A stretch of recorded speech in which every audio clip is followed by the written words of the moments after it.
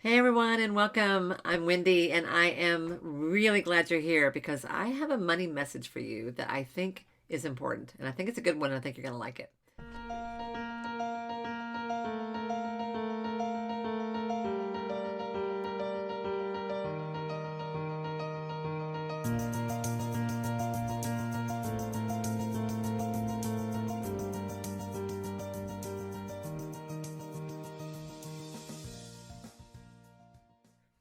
The biggest fight I ever had with my dad back when I was a teenager wasn't about any of those things you would normally expect teenage girls to fight with their dad about. It wasn't about boys or grades or whether I could have the car on Friday night. It was about money.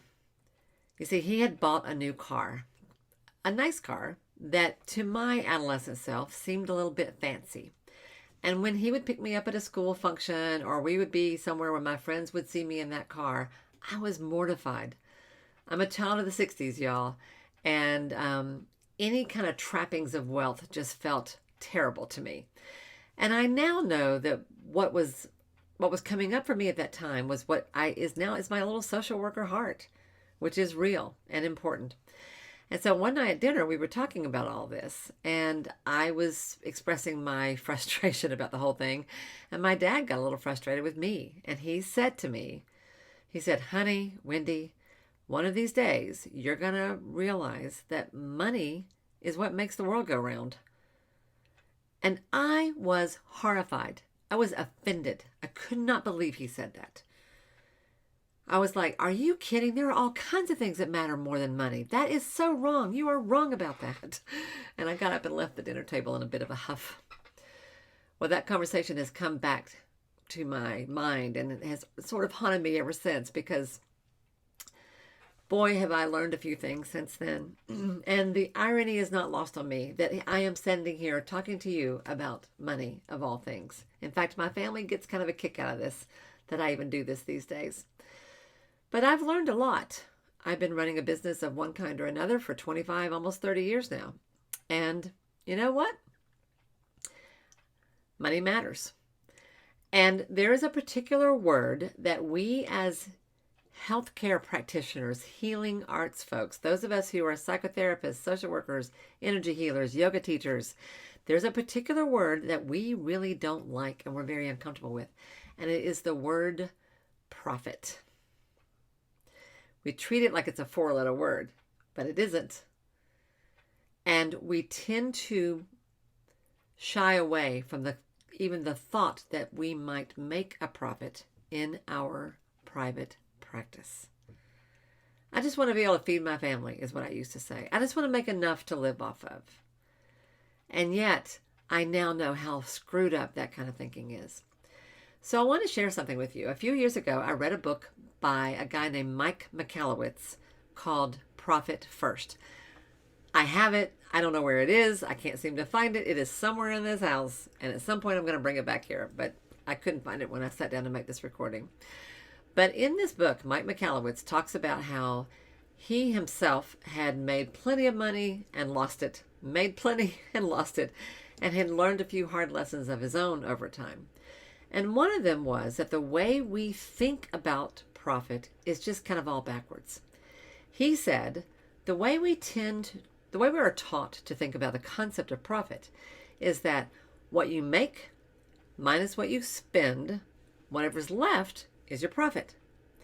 So if you make $10,000 a year and you spend $5,000, you made $5,000 in profit. If you make $100,000 a year and you spend $70,000, you made $30,000 in profit. But he said that's not actually how it really goes, because what really happens is whatever you make, we tend to spend, and you will find that there's not anything left over at the end.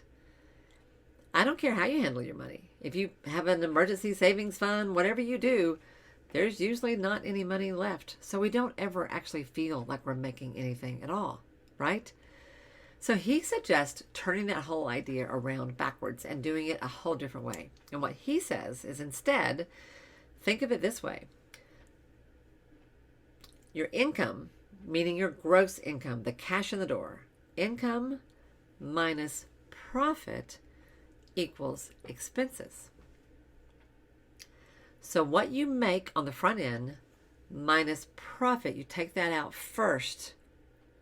What's left is what you pay your bills with, including your taxes, your salary, your office rent, your assistant, all of it. Your living expenses, your business expenses.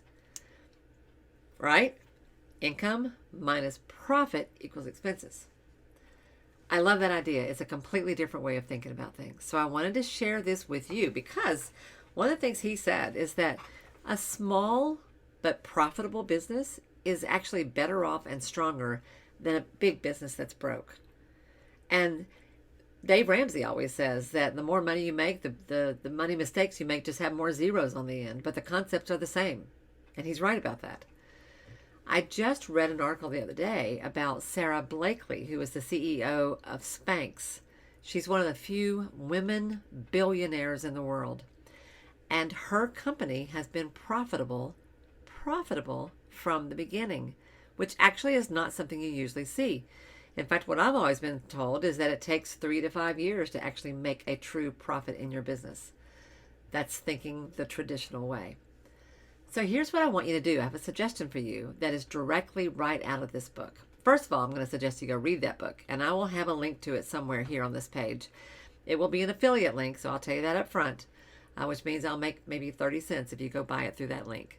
But however you want to get it, if you haven't already read it, I do encourage you to read it because it's good. I carry the formula around with me that he has in that book. I keep it in my planner. That's step one. I want you to read that. Step two is I want you to go set up a separate bank account and call it your profit account. Or maybe you can call it your fun account. Or maybe you can call it your feel-good account. And once a month, I want you to look at all the money that you have brought in for that month. And I want you to take 5% off of that and put it in that profit account. You can do it daily, weekly if you want to. You can do it just every time you make a deposit. I don't care. But every penny that comes into your hands, I want you to take 5% off the top and put that in your profit account. The remaining 95% of your income covers your salary, your taxes, and your business expenses. Okay? Everything else comes out of the other 95%. That shouldn't be hard to do. And then here's the fun part. Once a quarter, I want you to take that 5% and I want you to pay yourself a dividend. Think of it like a bonus from your employer. And you're the employer. You're your own boss. So it's a quarterly bonus, a quarterly dividend that you get guilt-free because everything else is working out of the rest, right? And I want you to go do something fun with that. Don't use it to pay household bills. Don't put it in savings. This is your profit. It's why you run a business to begin with. This isn't volunteer work. We run a business to live. I want you to work to live. Don't live to work, right? So 5% off the top of every dollar you make in a profit account, once a quarter, every 3 months, take all that out and go do something with it. Buy yourself an outfit.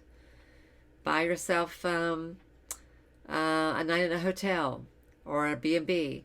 Take your spouse out to dinner. Go to a movie. Buy concert tickets. If you don't have much, buy something. Buy a bar of chocolate. If you have a lot, make a down payment on that camper you've got your eye on. I don't care what to do with it, but do something that brings joy and pleasure to your life because that's what profit is for. And that will make you feel so much better the next time you have to get up and go to work and you don't feel like going, because that's kind of what it's all about, right? And y'all, one little extra tip.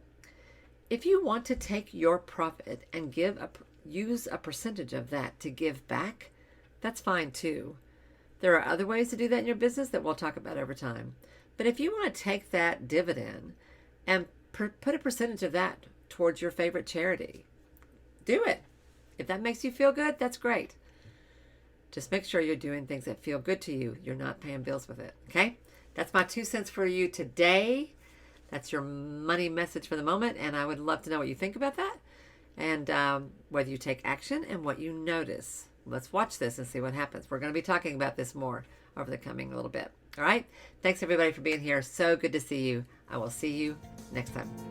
Bye now.